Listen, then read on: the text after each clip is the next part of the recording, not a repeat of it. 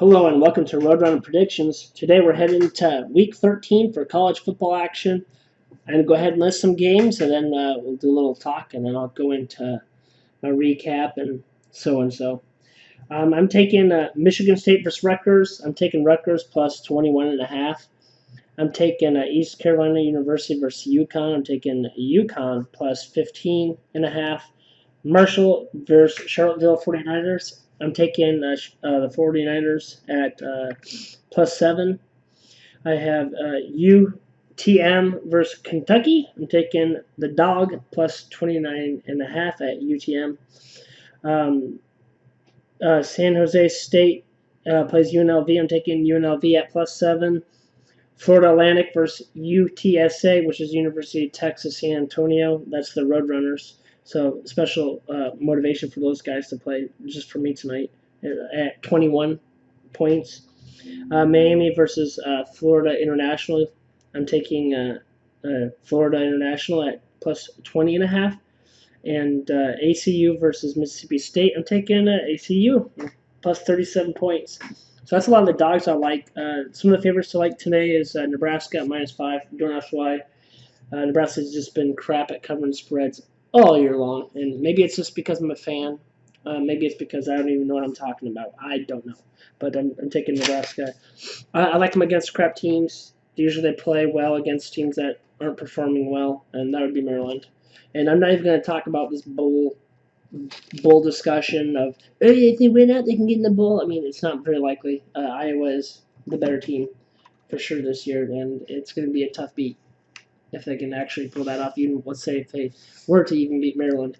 But I like Nebraska. It was at -5, now it's at 6.5. I'd still take it at 6. 7, you start to get a little risky because it's the touchdown. I mean, it's still kind of safe zone because you can get a push at least.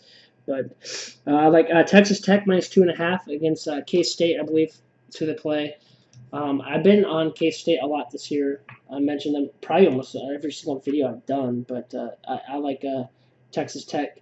I like that matchup in this scenario. So Arkansas versus LSU. LSU is literally laying 43 points. That's just insane. How do you take that against an Arkansas team? That's not the same Arkansas team. And if you had told me 5 years ago that this spread would be this big in Week 13 in 2019, I'd say no. I don't think that's possible, but that is. LSU is getting his favorite 43 points, and guess what? I'd even take that. That's how pathetic that is. I'd take Hawaii -3. They're at home, and I think they're playing San Diego State, and they have to fly over to them and to their accord. Iowa is at 15.5. I think it was at 15 when it opened against this Illinois Fighting an Illinois team, and I just gotta take Iowa here. They're just the better team. They're just gonna get beat up on the front line. I can't see them getting too many passes over the head of Iowa. I mean, they'll get a few, but not enough to make it count. Iowa State versus Penn State. Like this game, historically, in the last few years, I was watching it on ESPN. They showed how close a lot of the games were, and it's pretty awesome. But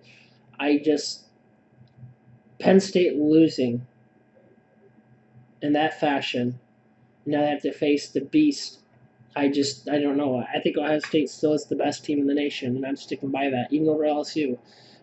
So I am going with Ohio State -19, which is crazy to me, but taking it. Alabama is a 57-point favorite of WCU. Western Carolina Catamounts. What the heck? I mean, Alabama's number 5. They have to get in contention. So they need to just annihilate this team. Is this team even going to score on Alabama? Probably not. Not even if I don't even think it's going to happen. I'm taking Alabama. So I'm laying with that at 57 points. Navy, 3.5. And I forgot who they're playing, but I like the Navy today. SMU. Yeah, SMU. SMU is a pretty sweet team, 9-1. But Navy, I think, is the better team. So that's who I'm laying points with. Well, now I kind of went over all the games I like. Last week in college football, I went 44% in the NFL, I went 62%. Yeah, 62. This week, I'm very certain. I'm not very certain, but I'm very confident that I'm gonna be hitting above 500. I really think I'm gonna get my 60% this week in college football. It just feels right. Everything's kind of falling in place, and I think I got over my little hump. I did lose yesterday's game because I like Colorado State, but the total points was like 21 point. Wait, 17-7. So yeah, 24 points. It's like wow, that's crazy. The under was definitely the pick, and then if you didn't do the under, you'd want to take Wyoming. So, yeah, I just my NFL has been doing a little bit better, but I don't know. I think I'm just right around the corner, and as the weeks go on, the last two sets of games going into the rivalries and the final games, that's where I usually how the system you're taking or how I go off of usually gets a little bit better. And then for bowl games, that I don't apply my system because it's you can't really go with the data you have in the same conferences and stuff, and from there it gets a little dicey. So from there, I'll just take what I think advantages or edges of our teams across the conferences. And some teams that they played in the past will kind of match a certain team that will remind you of. I'll use K-State as an example to Mississippi State. Both not very similar, but I mean you can kind of get how much of they could contain the run to the pass or the spread, or if they're playing a spread team or they're playing a team that's congested and do they like the run pass? How's their secondary? And kind of go from there. What does running back always get 100-something yards each game or stuff like that? You can kind of find little edges, and hopefully in the bowl games you get sweet ass prop bets and prop bets. If you just go against the grain, like the average so many passing yards, and then how it's expected, it's a little bit higher than where it's even listed. You think you're getting the deal, but you're really not because the other team's secondary is so bad. So it's like it may look like it's kind of a trap, but it really isn't. I like those kind of prop bets too. Even on my NFL, I went picked for Thursday night football. Was that? Yeah, for Thursday. I was wrong on the game prediction, but I was right about the under, or I didn't like the under. It was 46. I said it should have been at I thought would have been 42, and it even went under 42. And then I also said take a prop bet for Jacoby Brissett's under, and that was pure money. He only threw for like 119 or 139 yards. And last time in that matchup, like I said, he passed for 4 TDs and 326 yards. So it's a big difference in there. I just couldn't see him doing it twice. Not against the same team in the same season, anyways. All right, let's go ahead and look at a couple top 25 matchups just for fun. Just a quick couple wins and opinions I have here. Iowa State 6-4 versus a 3-7 KU team. Let's click on this here. I actually like Iowa State at 24.5. Why? Because this Kansas team, like I said, it kind of just ran out of gas towards the end of the season, and they're performing so well. And not to their point to where they've actually had to face some pretty good teams, and like KU can play better against teams that are like pass and go, like that are gunslingers. But every time they play with a team that has more of a defense, they kind of just get locked down, and that's why I actually like Iowa State in this game. It has nothing to do with them beating the Texas Longhorns 23-21, which was awesome. I don't know if you guys saw that, but Iowa State goes to kick the game-winning field goal. And right before it kick, Texas goes offsides and they kick it and they miss it. And it's offsides. And then Iowa State gets to kick the ball again and they actually make it. So if that guy didn't offsides, they would have won. So that's college football, baby. You gotta love it. And that really hurts Texas because they were getting ready to really actually. You're talking like that knocks you down almost 2 sets of like 2 tiers of bowl games just off that one loss. And to lose like that, it's just heartbreaking.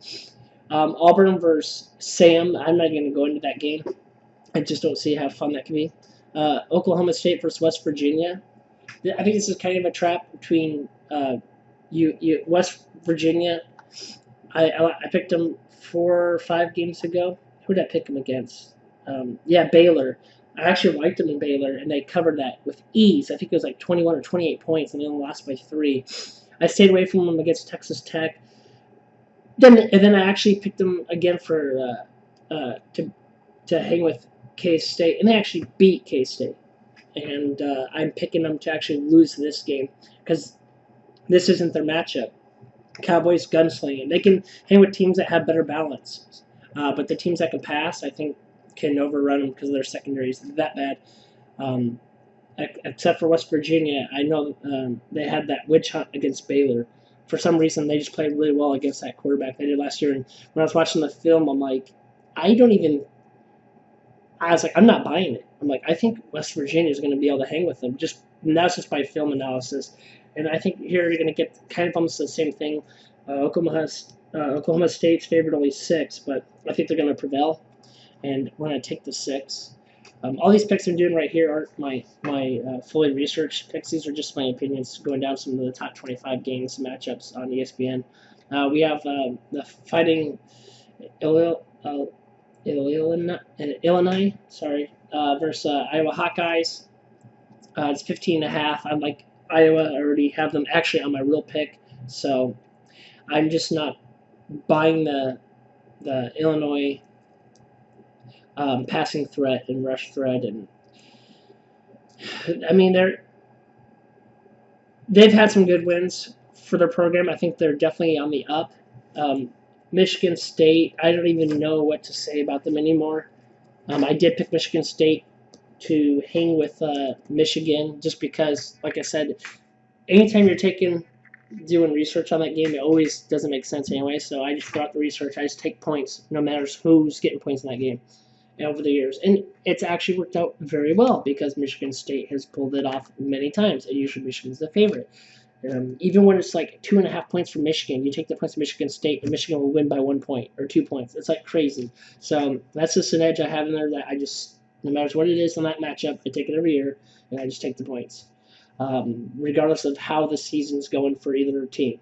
Because even when Michigan had their really crap season, when they're like 2 and whatever, they end up, I think, baiting straight up Michigan State. You're like, this makes no sense. And Michigan State, I think, only had 2 losses that year. It's just so crazy. It's just take the points. They also beat Wisconsin, which was the 2 interceptions, and they capitalized with 2 touchdowns on both of them, which is really gimmicky.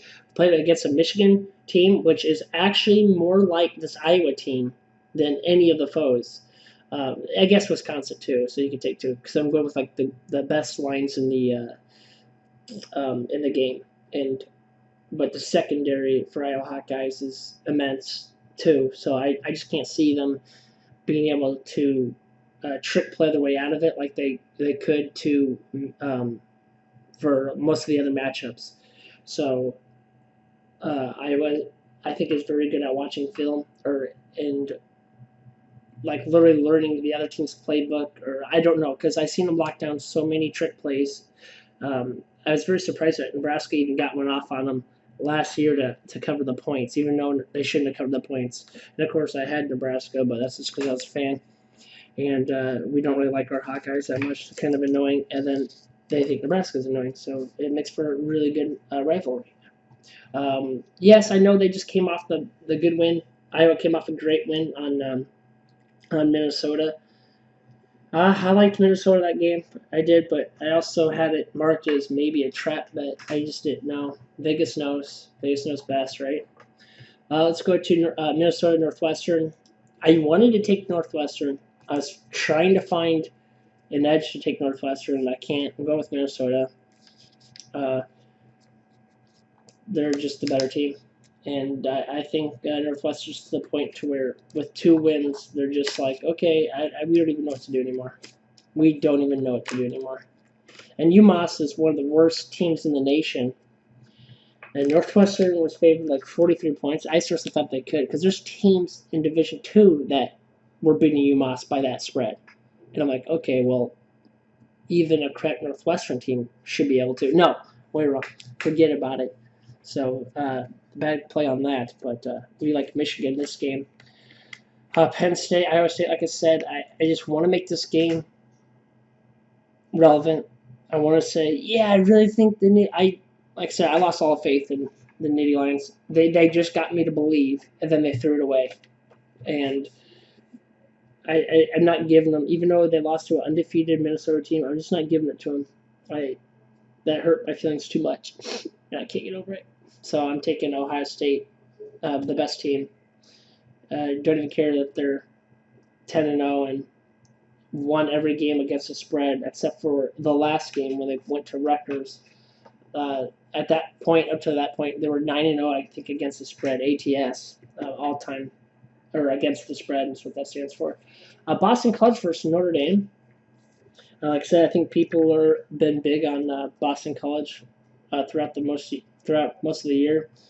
I'd go with Notre Dame at the points here. I am Notre Dame biased. I just think that they are still a great team, and even though it's 20.5, I mean, I think Boston College thinks, yeah, we can maybe just do enough damage to them and lower the morale, and I just think it's to be a controlled game throughout the whole game, and I'm taking the Fighting Irish. I can say that, but I can't say Fighting in Illinois for some reason. It just blows my mind. Texas State versus number 24 Appalachian State. Spreads 29 points. This one I thought would be on my list for Texas State, but they just don't fit the mold, and I'm taking the points at minus 29 for Appalachian. Adios, muchachos. Have fun, Bobcats. Maybe next year. This is one of the teams that joined. I'm pretty sure Texas State joined the same year University of Texas San Antonio Roadrunners did. I think there was a 4-team add-on expansion to Division I football, if I'm not mistaken.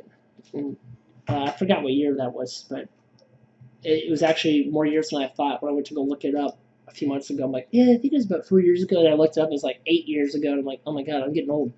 I'm getting old right in front of everyone's face. Texas A&M versus Georgia. What do you do? Do you take Georgia to lay off? I mean, they're in contention for the 4. They're ranked number 4. They still have them probably going to the 4, but it's like maybe not because they have to play out in the SEC. The only real way they could do it is if they beat LSU, and then you're going to look at it like that and be like, okay, well, if they beat LSU, then will they be able to get in, or do you take Alabama over them even though they beat LSU? Because you got to take LSU over Alabama. It's like stupid.